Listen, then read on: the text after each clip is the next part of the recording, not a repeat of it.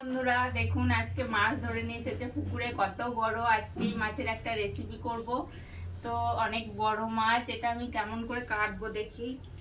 এত বড় মাছ আমি কোনোদিন কাটিনি, কি করে কাটবো গো।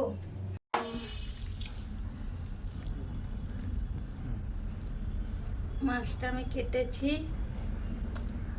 এদিকটাও কাটি।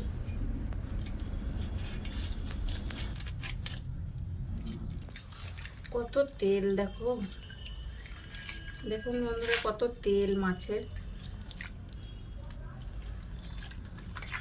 কত তেল। আজকে তো দুবেলা ভাত খাবো তেল বেগুন দিয়ে। কত তেল মাছের। মাংসর মতো আমি আজকে মাছের পিস করেছি, আর মাংসর মতোই রান্না করব। মাছগুলো তেলে ছেড়ে দিচ্ছি একটা একটা করে। দেখুন, জিরে, ধনে, আদা, একটা তেজপাতা, লঙ্কা দিয়ে আমি এটা বেটে নিয়েছি। তো আমি আজকে মাংসের মতো ঝোল রান্না করব, মাংসকে ফেল করে দেবো আজকে, মাংসর ঝোল।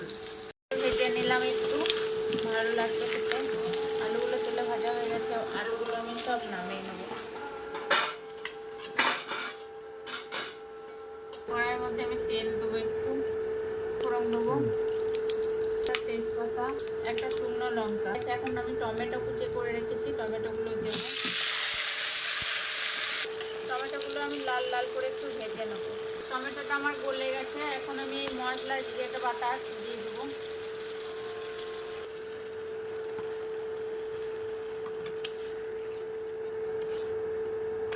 আমি এখন লবণ দেবো, লবণটা দিয়ে দিলাম। একটু গরম মশলা দেবো, হলুদ গুঁড়ো দিয়ে দেবো,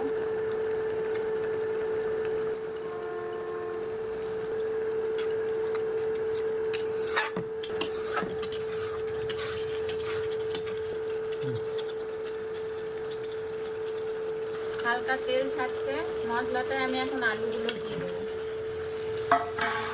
আলুগুলো দিয়ে নাড়তে থাকবো।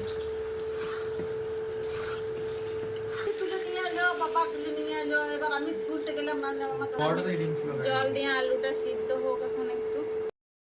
পাতাটা আমি দিয়ে দেবো, সিদ্ধ হয়ে গেছে। এখন ওই মাছগুলো সব দিয়ে দেবো। মাছগুলো একটু মিট মশলা দিয়ে দেবো ঝোলটা নামানোর আগে। মাংসের মতো মাছ রান্না হয়ে গেছে, দেখুন কি সুন্দর ঝোল।